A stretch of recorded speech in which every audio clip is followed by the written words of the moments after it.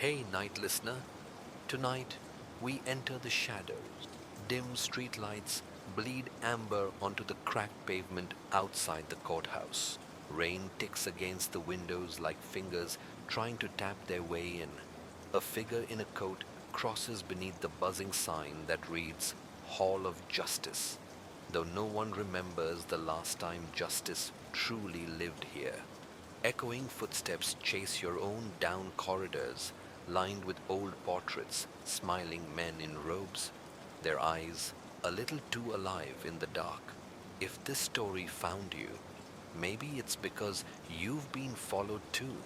So, before we vanish into this mystery, like the video and subscribe only if you can handle the truth buried beneath the lies. Drop a comment. Where are you listening from? And what pulls you in more, the truth, the thrill, or the justice? Now, lock your doors, take a deep breath, and follow me into the dark. You're sitting in the back of courtroom 6C, where the air still smells like old wood polish and unspoken regret. The verdict had dropped hours ago, guilty, swift and sharp. The man on the stand, Everett Cole, never flinched, not once. But neither did the figure 3 rows ahead of you in the gallery. That's what you noticed first. A woman, or maybe a man, hard to tell under the heavy scarf and low-brimmed hat, never moved, never leaned, never blinked, just watched. And when the judge banged her gavel, the entire room exhaled except them. You rose to leave, but found your eyes locked on that still figure. The rest of the crowd surged around them like water past a stone, and you caught something strange in that stillness. A smile, not joy, not relief, recognition.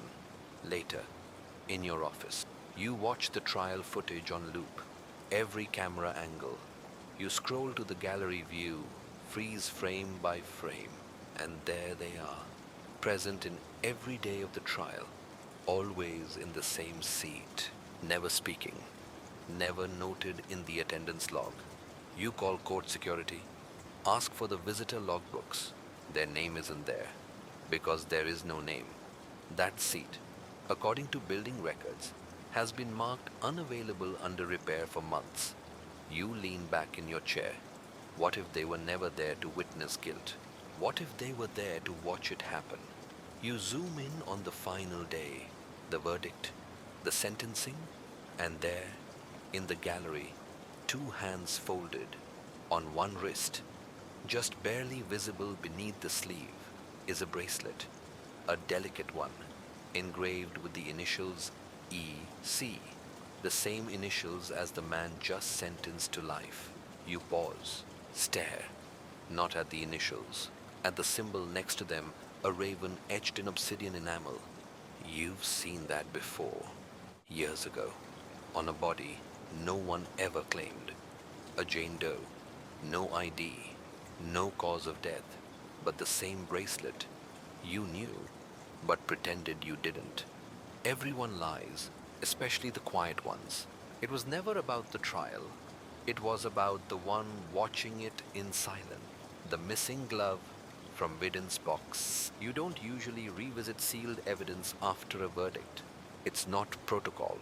And your captain would ask too many questions. But you can't shake the way that bracelet glinted beneath the stranger's sleeve. So you return to the archive room. Midnight. The lights buzz overhead like they're nervous, too. You use your old access card, the one they forgot to disable after your so-called leave of absence. Inside, the steel drawers hum with quiet secrets. You pull the one labeled State Vi Cole Everett, Box C. It should contain 7 items logged after the initial crime scene sweep. Wallet, bloodstained, key fob, silver chain with locket, torn concert ticket, right leather glove, cell phone screen cracked, 1 handwritten note, charcoal ink. You count 6. The glove is gone. The right glove, You flip the logbook to double check. Signed in by forensics. Signed out twice once by the trial tech team for exhibits. Then signed back in. No mention of the glove being removed. You feel the chill creep up the back of your neck. There's no sign of forced entry. No seal broken. Just a silent subtraction. You pull the camera footage from the archive hallway. Scrub through 48 hours of stillness until there, 1:37 a.m., 3 nights before the verdict, a figure, no face, long coat, moves like a shadow with intent. They don't break in. They use a key. They go straight to box C. They open it, remove one thing, slip it into their coat. Then they look up directly into the camera. Only the feed doesn't freeze. The feed rewinds, and then they're gone. You rewind yourself frame by frame and confirm what you hoped wasn't true. It's the same coat as the gallery stranger. And when the figure turns slightly toward the lens, the light catches that bracelet again. The obsidian raven gleams like a wink from something older than guilt. You knew, but pretended you didn't. Everyone lies, especially the ones who don't leave fingerprints. You look back at the list. Right glove missing. So where's the left one? You flip the page in the file folder. A post-it note, stuck to the next sheet. Check the courtroom floor. It wasn't written in your handwriting, but you recognize the pen. It's yours. You dig the pen out of your coat. Same ink, same flow. You test it on the corner of the folder. Same pressure, same slight lean to the right. You left yourself a message. But when and why can't you remember? You press 2 fingers to your temple. That pulse again. That gap. Not a forgotten detail. A removed one. You call a favor from maintenance. An old janitor you once helped when his daughter went missing. He doesn't ask questions. Just opens courtroom 6C for you. You get on your knees with a flashlight. The floor under the gallery bench is clean, but beneath the witness box, there it is. A left leather glove, thin, fitted, still damp. You lift it carefully. There's something tucked inside. You shake it gently. A folded piece of newsprint falls out. It's a missing persons ad from 10 years ago. The photo, a teenage boy, name Everett Cole. Your heart skips, but there's something else scrawled across it in thick marker. Found guilty. Then beneath that, in tiny print, but not of what you think, the rain outside the courthouse starts again. You can hear it, steady, like a metronome counting down to a truth that no one wants to touch. You pocket the glove, not for evidence, for memory. You knew, but pretended you didn't. It was never about what was presented. It was about what they let you see and what they made you forget. Her testimony changed without warning. You thought she was steady. That was part of the reason you believed the verdict wasn't a complete farce. Avery Glass, the prosecution's star witness, former neighbor, no criminal record, a soft voice, the kind that clutches its own sentences before releasing them. On paper, her account never wavered. She saw Everett Cole leave the victim's apartment the night of the murder, late, rushed, hood pulled high, hands clenched like someone trying to keep the blood inside. But now you're watching her testimony. Me again, not reading it, watching it, because the body doesn't lie the way words do. First day on the stand, she's composed, answers precisely, controlled tone, direct eye contact. But day 2, she stutters once, touches her necklace 3 times in under 5 minutes. Then the strange part, she repeats her timeline, word for word, just like before, but the tone is off. Not nervous, scripted, like she's reciting a part in a play she never auditioned for. You rewind, frame by frame. Her pupils track something beyond the jury.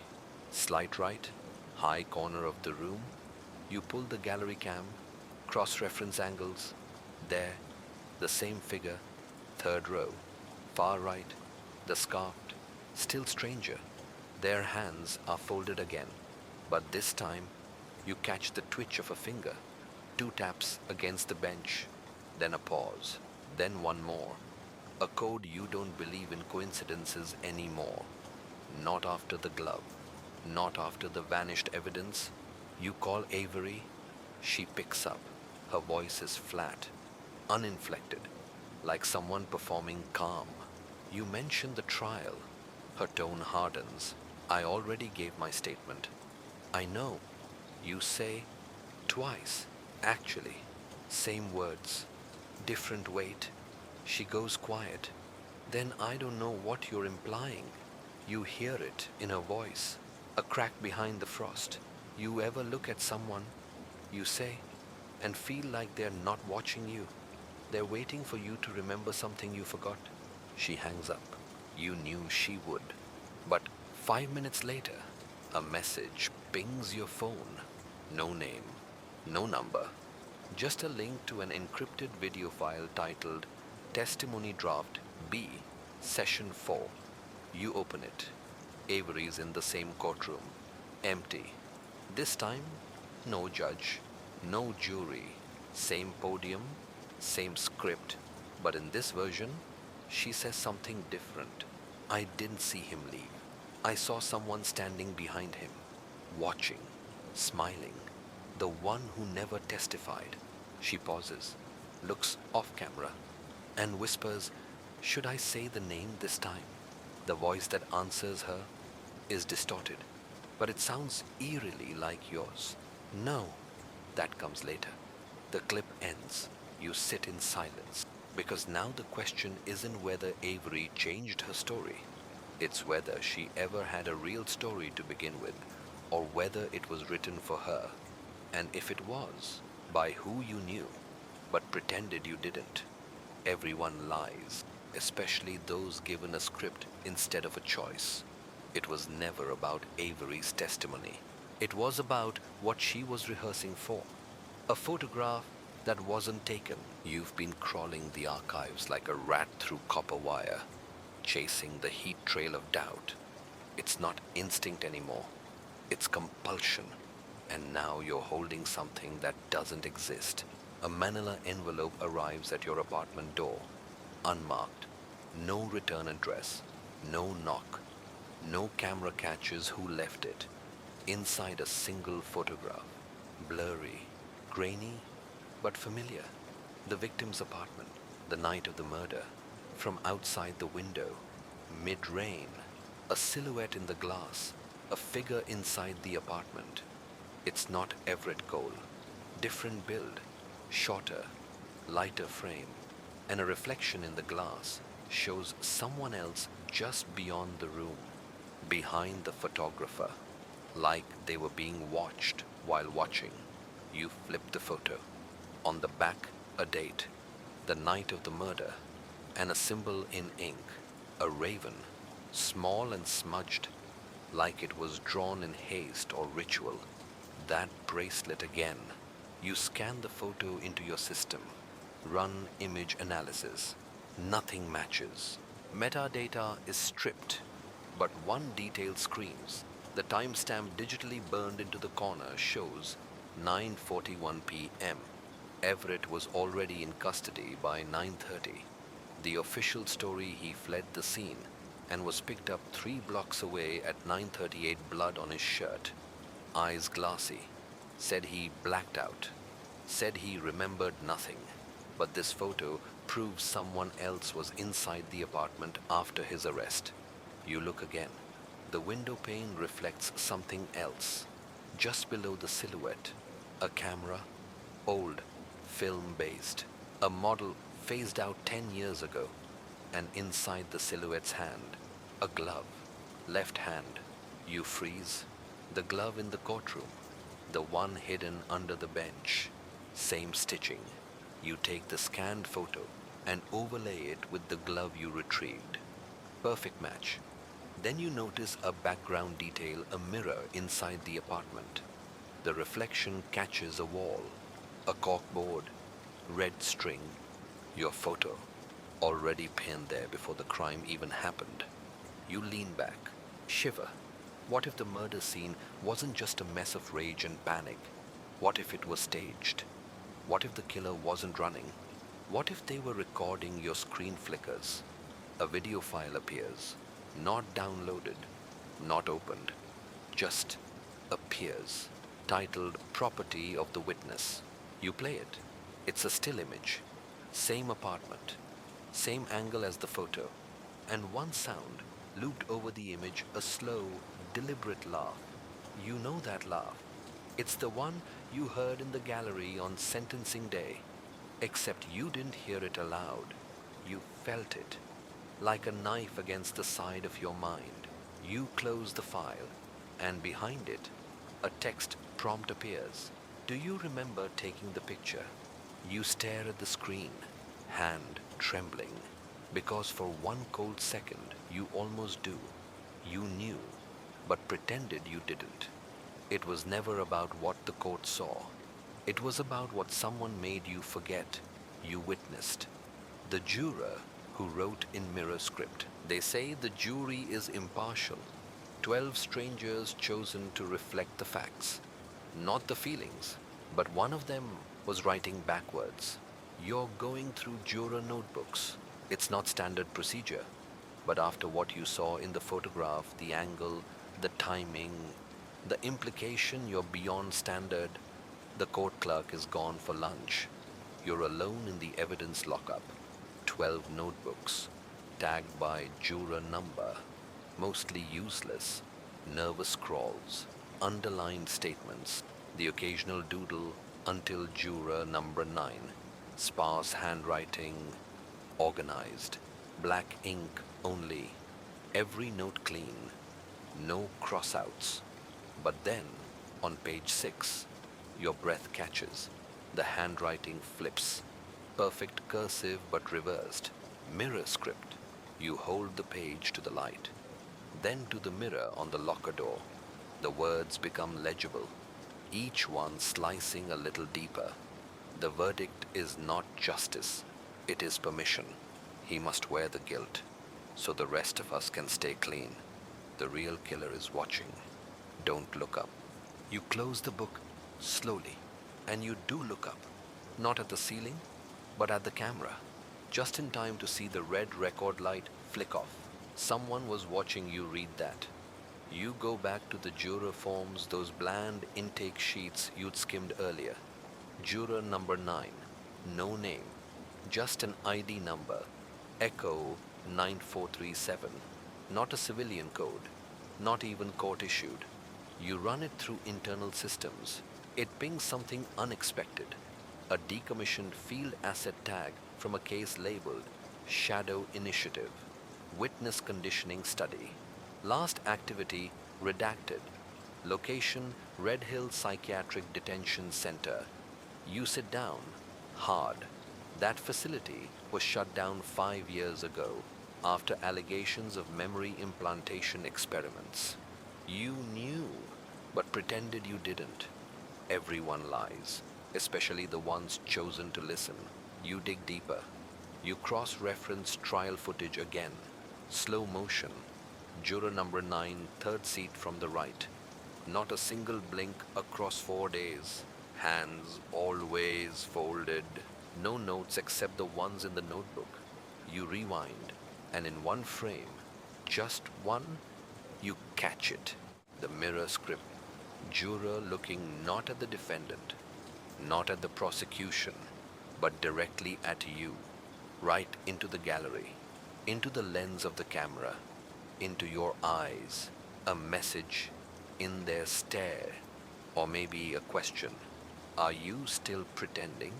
Later, at home, you flip open the notebook again. There's something odd about the ink. You tilt the page under a black light. Invisible text blooms in the margins. You wrote this before the trial. We all did. You feel a vertigo you can't explain, not just disorientation reversal. The juror wasn't observing the trial. They were reminding you of it, reminding you that this story isn't unfolding in front of you. It's looping inside you. The glove, the photo, the reversed text, clues pointing not to someone else's guilt, but to your buried knowledge. You put the notebook down and hear a knock at your door. No sound after, just silence. But you already know, when you open it, there will be no one there, only an object left on the floor. Another glove, another photo, or worse, a mirror, the clock that ran backward. During closing arguments, you've been watching courtroom footage like it's a confession whispered in reverse. And now, something shifts. Not a clue this time, a clock. You're replaying the final day of the trial. Judge's summation, closing arguments, tension so thick the video practically warps. And then you see it. The wall clock mounted above the witness stand, 9:17. You keep watching. 4 minutes pass. You glance again. 9:16. You pause. Rewind. Watch it unfold again. And again. The minute hand ticks backward. Not a glitch. The audio stays in sync. The people move forward. But time doesn't. You scrub through the moment frame by frame. The prosecutor adjusts his glasses. The gavel is tapped. Avery stares at her lap, and behind her, the gallery figure shifts. First movement you've seen in days of footage. Their hand rises, slowly, then clenches, and the clock ticks back again. 2 minutes now. Then the hand lowers, and time resumes normal. Forward. 9:17. You rewind again. Replay it over and over until the room feels like it's pressing into your chest. Then you notice something else. The defense attorney's mouth is moving, but it doesn't match the audio. For 27 seconds, his speech is out of sync. His lips form words you've heard before. You turn the audio off, play it silently. Lip read, it was never about guilt. It was about consent. Your spine prickles. You search the footage in metadata. Nothing unusual except the file path. Cases, Marsh, approved, scripts, trial, sequence, alibi, compromise, edit, final, move. Approved script, alibi, compromise. You cross-reference trial sequence 7 with archived trial material. It pulls up a sealed folder labeled Conditioning Loop Subject 12. You freeze.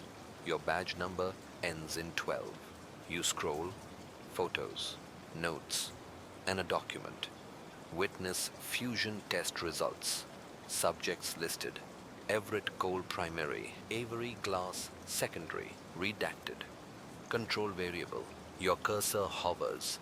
You click to reveal the redacted name. Your name. You stare at it. The cold familiarity. The weight of it in this context.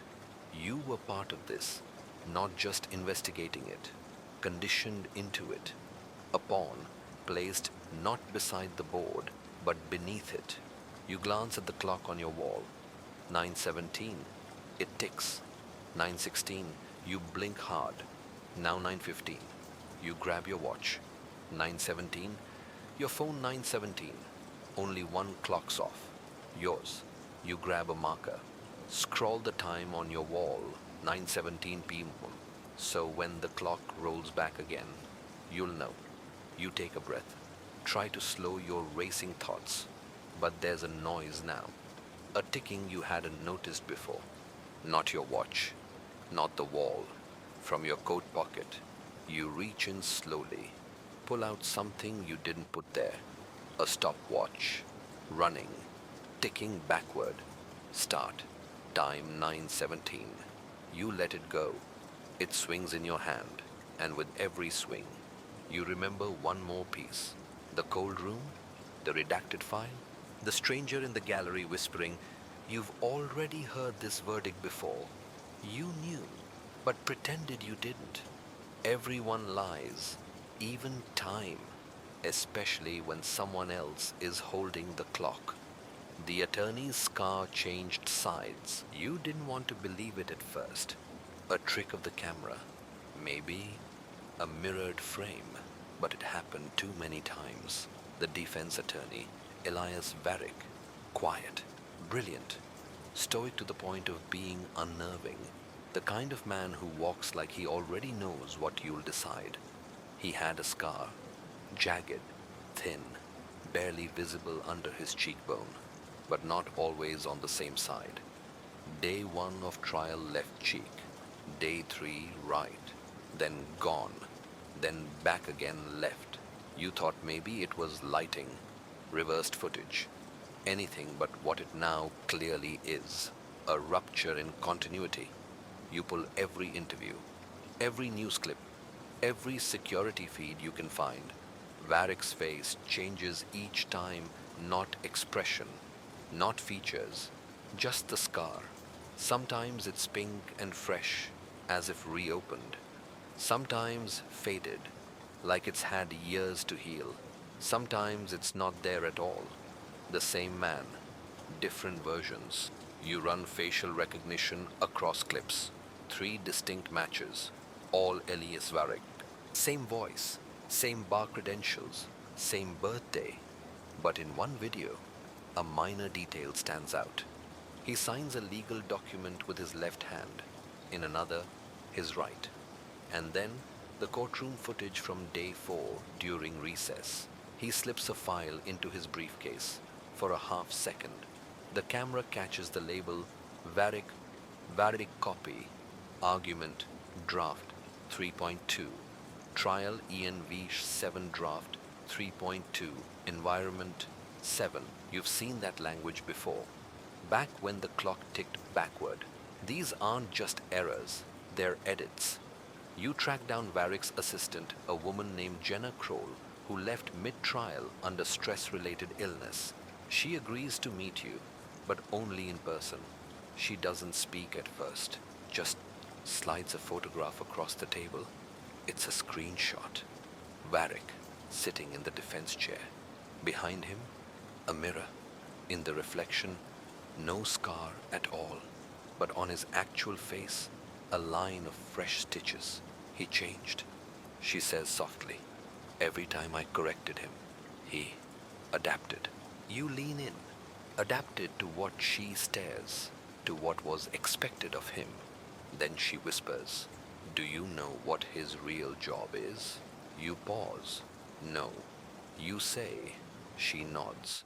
"Exactly." You knew, but pretended you didn't, because you remember now, just a flash. You'd seen Varick before, not at the courthouse, at Red Hill, standing behind the observation glass while you screamed in the white room. His scar, gone, but his smile, identical. You stagger out of the meeting, head ringing, the world bending at the edges like film left in heat. Was Varick the defense, or was he the handler? A script editor in a courtroom built for performance. Back at your apartment, your stopwatch is still ticking, still counting backward. And now, you understand. You've been inside a loop. Trial, verdict, truth, repeat. And the edits. They're the only way to keep the loop stable, so the story keeps making sense, so no one notices the scar moving from cheek to cheek, so no one notices the guilt on the wrong man, so no one notices the real killer still watching. The defendant didn't know his own story. You watch the footage of Everett Cole's testimony again, this time not as a detective, not as an observer, but as someone trying to spot the stutter in a script written too clean. He sits in the defendant's chair like a man expecting to be struck, not defiant, not desperate, just resigned, like someone who knows they're saying lines they didn't write. The first question, where were you on the night of October 12th? He answers without hesitation. At Clara's apartment. We argued. I left around 9:20. You watch it again. Same tone, same words. But later on, cross-examination, you said you left at 9:15. Which is it? Everett blinks, stammers, then says I'm sorry. I meant 9:20. But he didn't say 9:15 before. You rewind. He never gave that time. Not once. The contradiction was inserted. The prosecutor didn't ask a trick question. He referred to a version of Everett's testimony that hadn't been spoken aloud. You look again. Everett rubs his forehead in the moment, confused, almost as if something in his head had shifted. A fragment trying to click into place. You open his psych evaluation. Sealed, but you have your ways. It mentions memory dissociation, repetitive dream imagery, and a symbol drawn over and over again in therapy. A raven, its eye always scratched out. Same symbol on the bracelet, on the glove, on the back of the photo. Coincidence has fled the room entirely. You visit the prison, get 5 minutes with Everett. You sit across from him under flickering lights. The clock in the visitation room ticks. Backwards, you stare at him. He stares back, and then, softly, you again. You lean in, again. His hands tremble. You keep coming back, asking the same things. I always forget your name by the end. You grip the table. We've met before. He nods. You used to be the one asking the questions. Now, you're the one trying to remember why. You freeze. Why what? Why they made you forget? Why they picked me instead of you? He slides something across the table. A folded piece of paper. You open it. A photo of you in the witness box. Head turned, mouth open, testifying. The caption reads, Control variable, reset after trial sequence, failure. You stagger back. The guard calls time. Everett just smiles. It's not about the murder. It never was. It's about who gets to remember it. You knew, but pretended you didn't. It was never about guilt or innocence. It was about the reliability of memory and the people assigned to carry it. A red pen in the victim's pocket. Clara Dane, the victim. The supposed flashpoint in Everett Cole's downward spiral. But more and more, she feels like a name pulled from a script necessary, not personal. You review the original crime scene photos again. The body angled oddly on the floor. Eyes open. Something's always bugged you. The look on her face isn't terror, not even pain. It's focus, like she was watching something as she died. Not someone something. You zoom in on her hand. Fingers curled, not clenched, not defensive. And in her blazer pocket, barely visible in the crease, a red pen, not logged in the official evidence report. You flip to the list again. It's not there, but in the photo, it's unmistakable. You freeze the image. It's an expensive pen, Mont Blanc, deep red enamel with gold trim, same make you once saw in the judge's hand. You cross-reference Clara's employment history. She wasn't a writer, not a journalist, nothing that'd explain a high-end fountain pen. Then you find something odd. Her last employer was Red Hill Institute, same facility where the memory implantation experiments took place. Position listed, ethics compliance officer. You feel your stomach tighten. She wasn't just a victim. She might have been a whistleblower. You go digging through her personal effects. Letters, emails, half-recovered texts. You find a draft in her phone never sent their rewriting people. I've seen it. Trial loops, memory anchors, false verdicts. I have proof. but I think someone's watching me. If anything happens, check the pen. It's not just ink. Your hands tremble. You open the evidence drawer. You're not supposed to, but that hasn't stopped you yet. Inside Clara's clothes, you find the blazer. Empty. The pen's gone, but something's stitched into the inner lining. Sloppy, like it was done in a rush. You cut the thread, peel it open. Inside a memory card. No label, just cold plastic and weight. You slide it into your encrypted reader. Dozens of files, video clips, courtroom footage, lab environments, and then a recording. Clara, alone, in a small room, whispering. They needed a clean subject, a loop breaker, someone they could erase and reload. But he fractured. Everett fractured too soon, so they turned to the backup, the detective, the observer, the one who's just now waking up. She looks directly at the camera, eyes wide. You? The screen glitches, freezes, then resets. You remove the card, hold it in your hand like it might burn a hole through your skin. You knew, but pretended you didn't. Everyone lies, especially the dead. When someone else edits their truth, it was never just a murder. It was a cover-up built with courtrooms, memory loops, and your name on the last draft. The stranger knew your childhood address. The memory card haunts your desk like a loaded weapon. You haven't slept, haven't even closed your eyes. Every time you try, Clara's voice echoes back. The backup, the one who's just now waking up.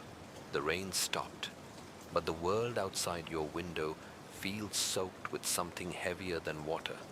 You pace, then your phone vibrates. Unknown number, text only. You left the window unlocked. Just like when you were 7, you freeze. Your childhood home had 3 windows, only one with a faulty lock, the back bedroom. You told no one, not even your mother. You used to prop a book against it to feel safe. The message is followed by an image. It's a Polaroid, grainy, too close to be casual. It shows your childhood room, the same dinosaur bed sheets, the blue nightlight shaped like a train. Only that room doesn't exist anymore. It burned down when you were 11. You remember the smell of smoke. The fire report said it was faulty wiring, but you never forgot the sound before the blaze, not the smoke alarm. A laugh. You pace the apartment. Check every window. They're locked, but your skin itches like they're not. You check the door camera footage. Nothing for the last hour until the feed jumps. A 1-second blackout. When it returns, there's a figure standing just off-center.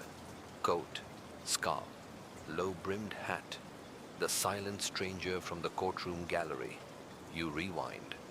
Before the blackout, cutting. After them, you scrub the audio. It's quiet. Then, one breath, yours, and a voice, layered faintly underneath it. The first loop always starts with fire. You dig through your old files, your personnel file. You never questioned why it started in 2010. You assumed the earlier years had just been lost. But you look again. Page 1. Subject re-entry. Timestamp October 12, 2010. The same date as Clara's murder, 10 years later. You weren't assigned to her case. You were inserted into it from the start, like you'd been rebooted with just enough memory to follow instructions, but not enough to recognize the pattern. You go to your closet, pull out the shoebox you've never dared open. Inside a red pen, identical to Clara's. You don't know where it came from, but it's yours. There's an address label beneath the lid. Your name, your childhood address, a note underneath. You left yourself this clue. Again, you knew, but pretended you didn't. It was never about solving the murder. It was about finding your way back to the start. And now that you're halfway through, You're not sure if you're unraveling the loop or falling deeper into it. The file with your handwriting, but not your words. You break into the evidence vault at 2:34 a.m. Not with force, just a badge swipe and a voice lowered one octave below your own. The guard barely looked up. You've stopped asking if this is illegal. You've started asking if any of this is real. You're not looking for a murder weapon. You're looking for yourself. You scan through the box labeled Case Backfile, Dane, Coal Residuals. It's the junk drawer of the investigation, misfiled notes, non-critical documents, witness sketches never entered into record. And that's where you find it. A file folder marked Preliminary Narrative Compilation, Observer Input. You open it. Your name is on the cover sheet, in your handwriting, but the words on the page, not yours. You would never use phrases like emotional neutrality, threshold, or perceptual insertion tested successful. But there it is, a paragraph labeled Loop 4, and beneath it, a checklist. Subject introduced to courtroom environment. Emotional spike at glove retrieval. Latent memory. Trigger raven symbol. Awareness. Creep initiated. You flip to the next page. It's titled Response Script. Trial Deviation. Witness Variance. And there's a dialogue exchange between Subject 12 and Witness Class.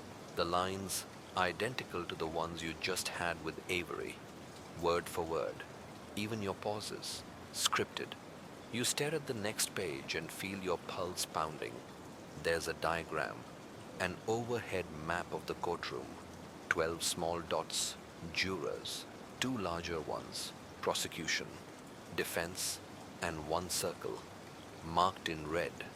Your seat, labeled Anchor, the note beneath it. Anchor must remain unaware until event 17. External trigger, either glove or photograph. See loop number 5 anomalies. Your eyes dart back to the cover. There's a handwritten signature in red ink. Yours, only. The curl of the R is backward. The way you used to write when you were 7, before the fire. The pen used a Mont Blanc. Red enamel, gold trim. You pull it from your pocket. The one you found in the box weeks ago. The same model. You unscrew the barrel. There's a tiny scroll of paper inside. You slide it out, hands trembling. One line written in mirror script. You wrote the loop, now finish it. You stagger back, sit hard against the wall. The file clutched like it might bite. Because if you wrote this, then every twist you've uncovered, every breadcrumb you followed, was a path you laid for yourself. And if you're the one who wrote the loop, then the killer, the real one, might not be Everett, might not even be someone else, might be the person who made it all replayable. You knew, but pretended you didn't. Everyone lies, especially the one pulling their own strings, the courtroom that wasn't always there. You've driven past the courthouse 1,000 times, but tonight, something's different. Not the building, the block. You park across the street, engine off, watching. No lights in the windows, no cars in the lot. You check your phone trial transcripts, say closing arguments were held here. Same courtroom, same bench, same judge, but the city records say this branch was closed 7 years ago, condemned after an electrical fire. Photos of the ruins, blackened windows, caved-in roof. The courtroom where Everett Cole was convicted, reduced to ash in 2018. You get out of the car anyway. Walk across the street. You shouldn't hear footsteps this close to midnight, but you do. Not behind you, beside you, in sync. You reach the front door. It opens before you touch it. Inside, not a ruin, a perfectly preserved courtroom, just like you remember it, only silent. No guards, no lights, Just moonlight through dusty glass and the faint, ticking echo of a wall clock. The 17. Again, you step inside. Your seat in the gallery, third row. Aisle waits for you. You sit. The gallery is empty, except for the stranger. Same scarf, same hat, same silence. They don't turn to face you, but slowly, deliberately, they place an object on the seat beside them. The glove. Not just any glove. Your glove. From your old field jacket. The one you lost after the fire. Your initials stitched into the lining. You reach for it, and as your fingers brush the leather, the courtroom lights flicker on. Suddenly, people, dozens, filling the gallery, frozen in place, like mannequins caught in mid-scene. And at the center, you, standing behind the witness stand, face blank, eyes forward. You watch yourself, lean into the mic and say, "I saw the defendant leave, but he wasn't alone." Then another voice, the judge, and who was with him. You in the box pause, then speak a name, your own. "He was with me." You gasp. The lights snap off. Everything goes dark again. You're alone in the gallery. The glove is gone. So is the stranger. You look at your hands. Gloved. Both. You run from the courtroom, back to the street. But your car is gone. So is the courthouse. Now it's just a fenced-off lot with broken concrete and half-collapsed walls. You turn in a slow circle, and behind you, in the chain-link fence, something has been scrawled in red ink. A phrase, your handwriting, mirror script. Trial resumes at dawn. You knew, but pretended you didn't. It was never about whether Everett was guilty. It was about why you were so certain he was, even before the murder, even before the fire. Because maybe you weren't just a witness. Maybe you were the reason the courtroom keeps returning over and over, until you remember what you testified away. The jury summons, dated next week. You wake with a start. Not in your bed, not even in your apartment, but on the bench in that courtroom. Except now, it's broad daylight. The windows are clean. The room is full, and no one's looking at you. They're all watching the front, where the judge flips through a stack of files, and then your name echoes through the speakers. Juror number 12. Do you understand your role in this proceeding? You try to stand, but you can't move. Not paralyzed, anchored. Everyone in the room turns. Their eyes shine like glass. All 12 jurors, the prosecution, defense, even the accused, who looks exactly like you, only older, scarred, and smiling. The judge nods. Very well. Let's begin again. You blink, and you're back in your apartment. Desk light still on. Stopwatch still ticking backward. You grab your phone. There's a new message. No number. Just a PDF file. Subject line. Notice of jury duty. Mandatory participation. You open it. It's a summons. County court. Same courthouse that burned down. Date of appearance. Next Monday. Your name is listed in bold, but there's something else. In the upper corner is a field for trial ID. Yours reads ENV7 Replay 13. You Google it. Nothing. You call the clerk's office. A voice answers, not human, filtered, synthetic. Trial environment active. Subject embedded. Awareness breach within acceptable range. Continue protocol. You hang up. You rush to your old case files. You find the archived jury rosters from Everett's trial, line by line, juror names. And there it is, your name, juror number 12. Even though you remember sitting in the gallery, even though you swore you were just observing, you flip through your old notebook, the one you don't remember writing in. A page falls out. A post-it folded in half. Inside, in your own handwriting.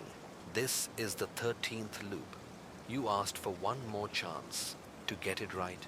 You stagger back. You open your closet again. Inside that old jacket, the one you haven't worn in years, you check the inside pocket. Another red pen, another photo of you in the jury box. Same seat, same courtroom, different tie, but the expression on your face, pure dread, as if you already know what this loop brings. You knew, but pretended you didn't. It was never about justice. It was about compliance, because they don't need you to solve anything. They just need you to keep showing up, to vote the same way, to play your part, to remember just enough, and then forget until next week, until next loop. The mirror that didn't reflect you. You need air. The summons still burns in your hand, like it knows something your skin can't forget. You walk fast, then faster past streetlights, past sleeping houses, down alleys you don't remember ever taking before. And suddenly, you're standing outside Red Hill. No warning, no sense of arrival, just a flicker in your vision, and there it is, tall, jagged, condemned, a husk of concrete and rusted memory. The gate hangs open. You step inside. The air hums like static beneath your skin. You follow the corridors by instinct, not sight, until you reach the old observation wing, and that's where you see it. The mirror, floor to ceiling, wall mounted, the kind used in interrogation rooms.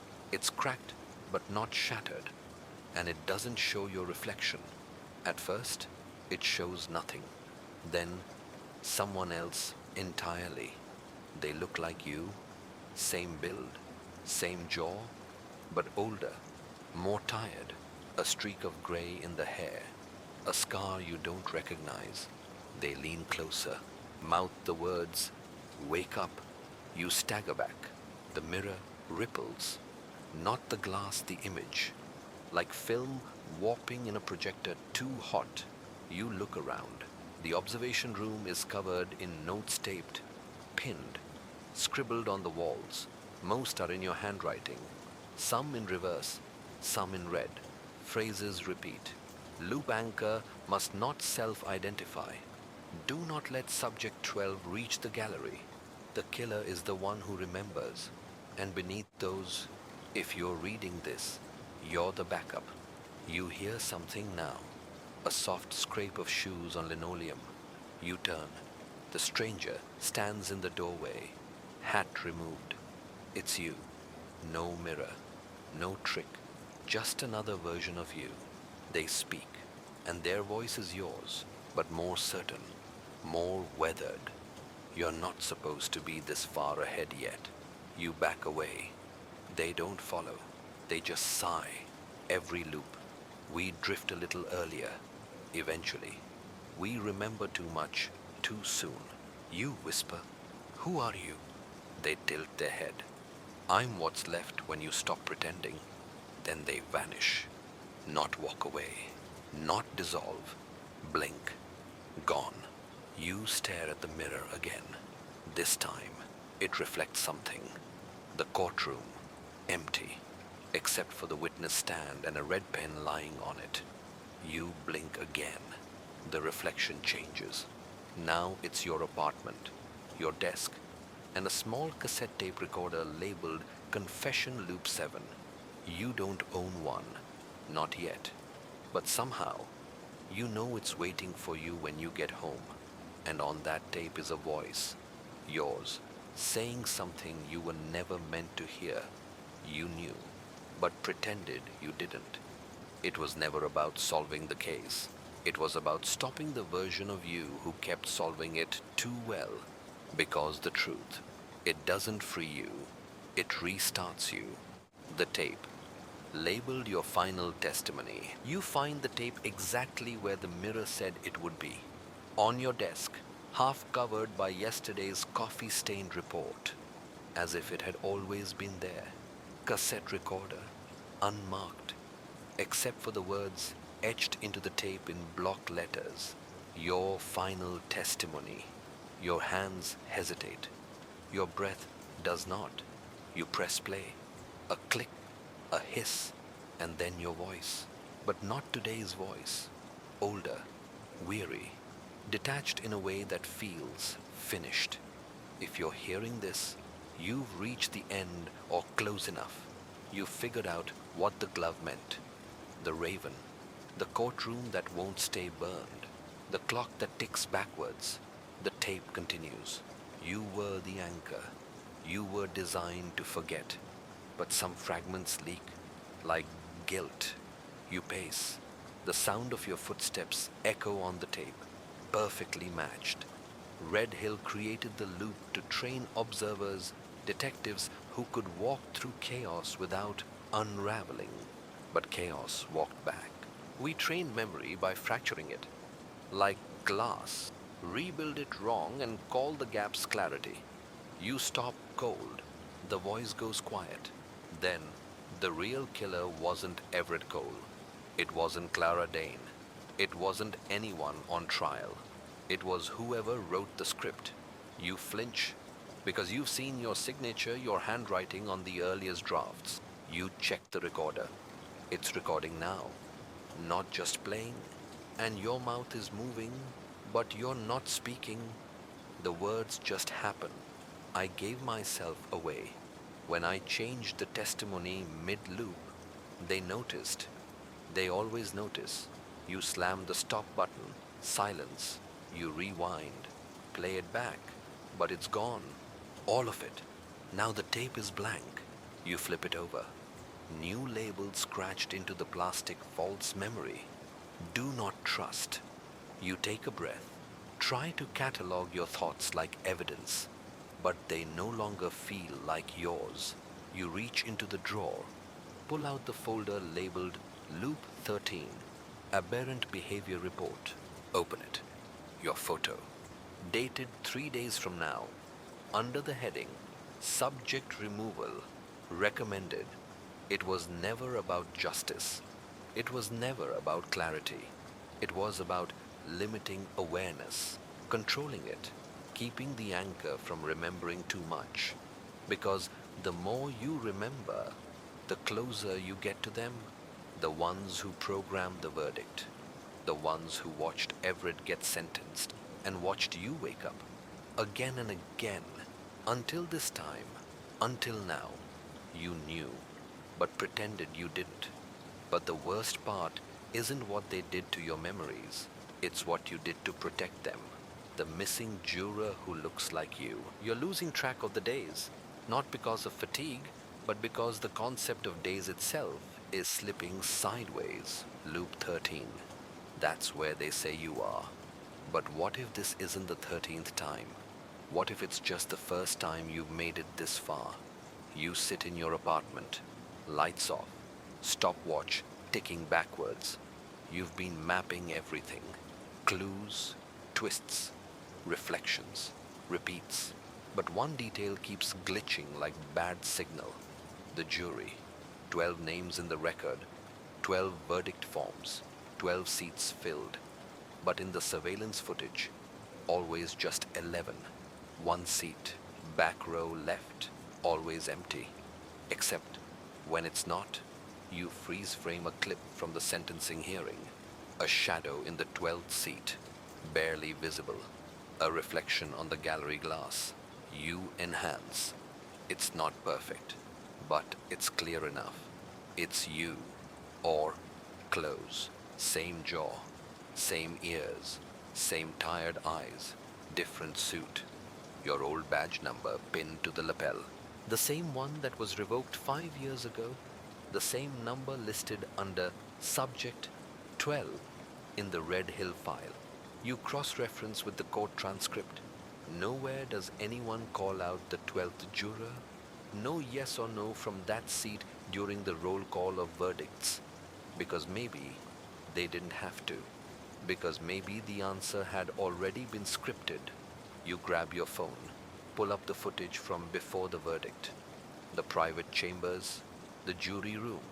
They're talking, debating, some angry, some solemn.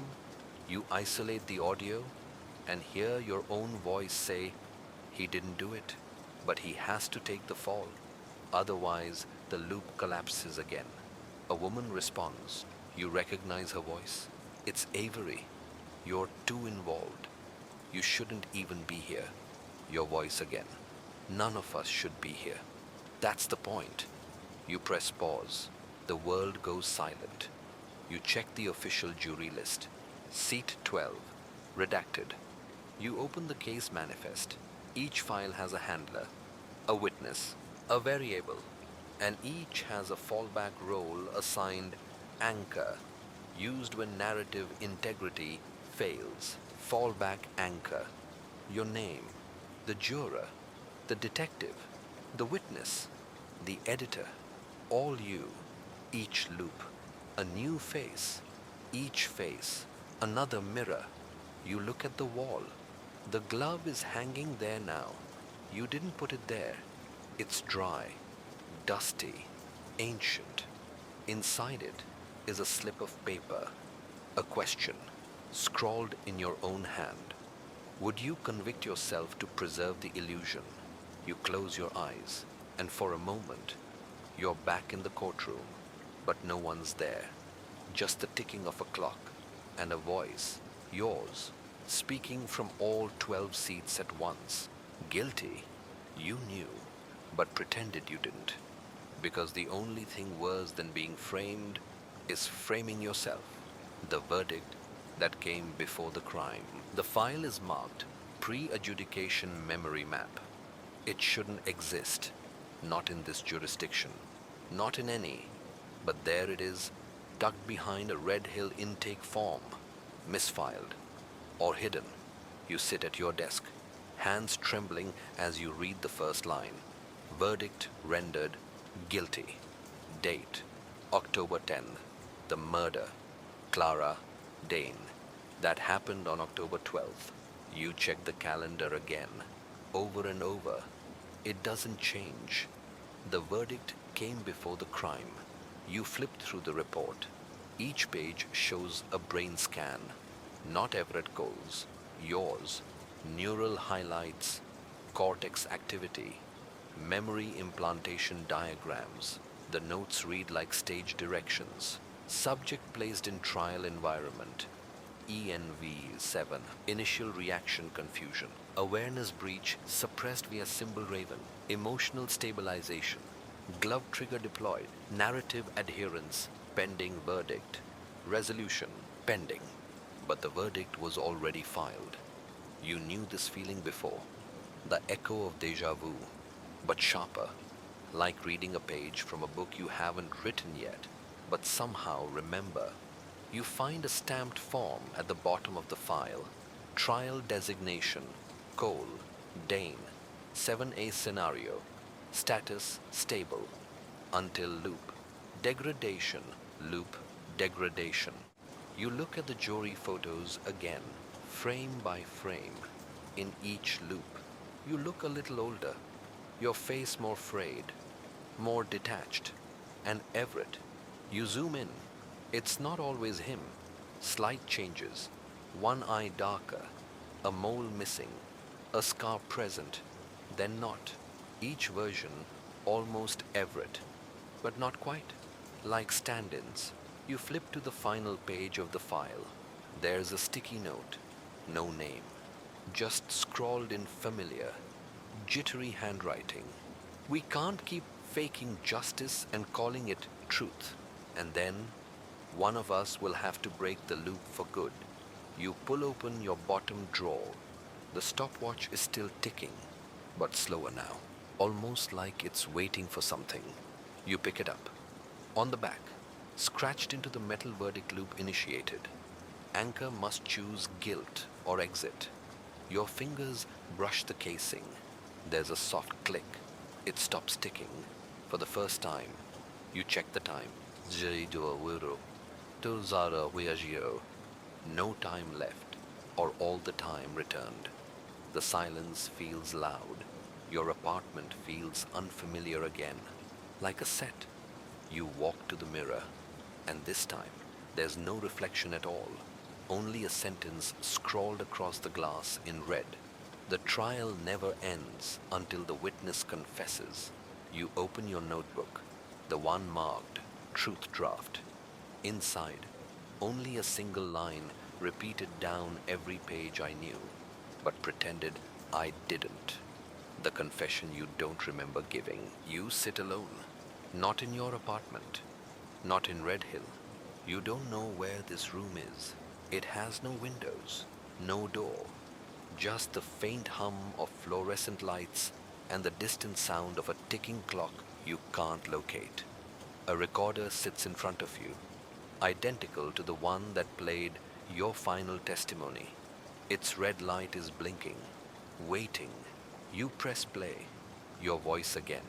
Only this time, there's no introduction, no philosophy, no setup, just facts. Cold, precise. My name is redacted. I was chosen for the anchor loop due to high observational stability and repeat compliance. I agreed to memory suspension. I authorized my own compartmentalization. I drafted the Coldane loop after loop for corrupted due to unintended jury empathy. You want to stop the tape, but you don't, because you know this voice. It's you, but not now you. This is a version of you that made a decision no detective should ever make to erase themselves for the sake of the experiment. I removed my biases, suppressed moral fatigue through sensory reconditioning. I introduced symbolic redundancies to trigger narrative suspicion in future selves. I built the glove. I added the raven. I embedded the false timestamp. You stagger back. The glove wasn't found. It was planted by you. Clara Dane was not a test subject. She was a monitor. Her murder was not procedural. It was real. A pause, then softer. That's when I broke. The first loop where something real bled through, and the system couldn't erase it. You realize what you've done, what the you on the tape confesses to doing. You altered a controlled simulation. You turned a synthetic courtroom into a real stage. You looped Everett Cole into a memory construct that couldn't release him. And when guilt set in, you assigned yourself the role of anchor. You knew, you remembered, and then you deleted it all. Until now, if you're listening to this, it means one of two things. Either the loop degraded again, or you're ready to confess again. You press stop. The recorder ejects the tape on its own. On the backside point, written in small block letters, do not reinsert. Memory stabilization complete. You look up. A manila envelope now sits on the table in front of you. You didn't hear it drop. You open it. Inside is a photo. It's Everett, smiling, alive, no trial, no bruises, standing next to Clara Dane. She's laughing, holding a raven figurine on the back loop 0 before the experiment. You drop it because it's dated before the murder, before the courtroom, before all of it, and you're in the background, slightly blurred, but undeniably you, holding a clipboard, watching, observing. You knew, but pretended you didn't. The verdict came first. The crime came later. But the loop, that was always yours, the loop that never needed a murder. You sit at your desk, surrounded by evidence that no longer obeys cause and effect. A photograph of Everett smiling beside Clara, a glove you planted, a summons from a courthouse that burned years ago, a tape recorder that confesses on its own, and a clock that stopped ticking when you stopped pretending. The loop didn't start with a body. It started with a question, a test. What would a detective do? if they couldn't tell the difference between memory and manipulation, if guilt felt the same even when nothing had happened yet, you open your notebook again. The cover reads Trial 7A. Inside, new pages are filling themselves in, ink spreading like veins under skin. The questions you're reading now, you didn't write them. Why was Clara chosen? Who authorized real variables in a synthetic environment? Why does guilt remain after truth is disproven? You flip to the last page. A sticky note slides out. On it, a quote. Your handwriting, but you don't remember writing it. We proved the verdict doesn't need a crime, only belief. You hear footsteps in your hallway. Measured, deliberate. The stranger is back. You walk to the door, but this time you don't open it. Instead, you look through the peephole. There's no one there, just your own eye, looking back, and behind you, the television switches on. Static crackles. Then the courtroom appears, empty, except for you, standing at the bench, facing no one, speaking to no jury, just explaining. You press mute. The image continues. You mouth the words in sync, and you realize there was no audience. There never was. Only you, and the one watching. You turn away, pick up the red pen. Your fingers move on their own, and on the wall, in looping cursive, you begin to write. Everett didn't kill Clara. Clara didn't die, but someone had to be guilty. You pause, then finish the sentence. So I made sure it was me. You sit down. You breathe in deep. This loop, the 13th, the 14th, it doesn't matter anymore, because you finally understand the last instruction in the anchor protocol. The loop ends when the witness confesses to a crime that never occurred. You close your notebook, turn off the lights, and for the first time, you don't hear the ticking. You knew, but pretended you didn't, because maybe knowing too much was never the threat. It was the sentence you wrote yourself. It's morning, but no sun breaks through the blinds. No birds chirp, no street sounds, just silence. You stand before the mirror again, no reflection, only the red scroll. The trial ends with your choice. The pen is still in your hand. Your notebook lies open, last page blank. You feel it, the loop slowing, fraying at the edges, like a vinyl record that spun too many times, finally warping under its own repetition. You flip back through the notebook, all the memories, the testimonies, the staged guilt, they're there. Each one ends the same way. The system recalibrates. The anchor forgets. The illusion resumes. You close your eyes and remember, before Clara, before Everett, before any crime, you were approached with a proposition. We want to test a new method of criminal deterrence. What if guilt could be installed? A memory-based sentence, simulated acts, simulated evidence, but real guilt. A punishment that imprints shame without needing blood.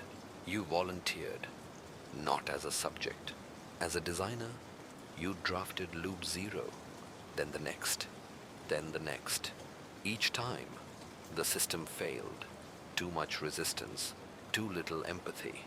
So you made a copy of yourself, and inserted it as subject Ashtov.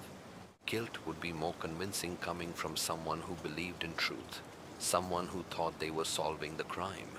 But now, you know you weren't solving it. You were creating it, loop after loop. The scenario adjusted around your suspicions, until Everett became real, until Clara bled, until memory became murder. Now the system won't reset, because the anchor, the you in this loop, has reached the final page, and there's only one sentence left to write. You lift the pen and write, I confess, instantly. The stopwatch clicks. 0, Kiaokiro, Elairo 1. It begins ticking forward. The lights flicker. The room shifts. You feel weightlessness, like stepping off a ledge you didn't know was there. And somewhere, faintly, you hear your voice on a recorder. The sentence is belief. The crime is remembering.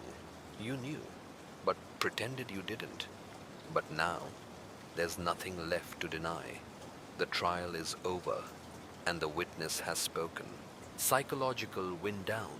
Final 300 words. Soft noir fade out.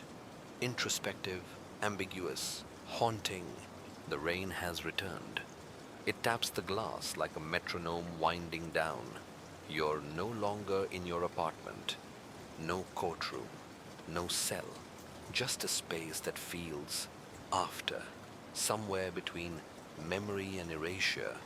You sit on the floor, notebook in lap, pen uncapped.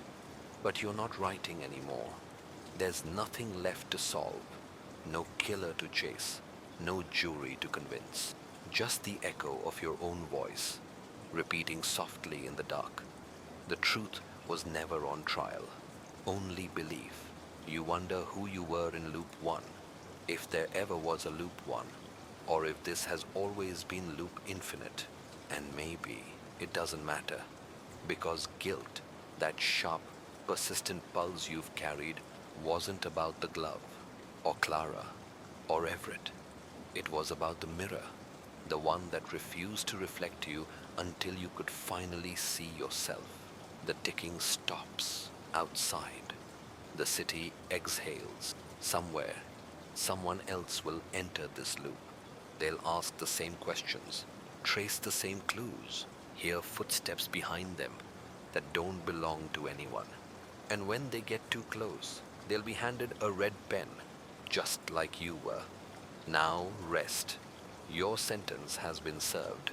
The loop doesn't need you anymore.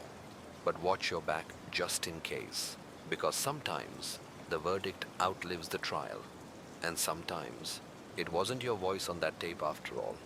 End of script. Sleep well and watch your back.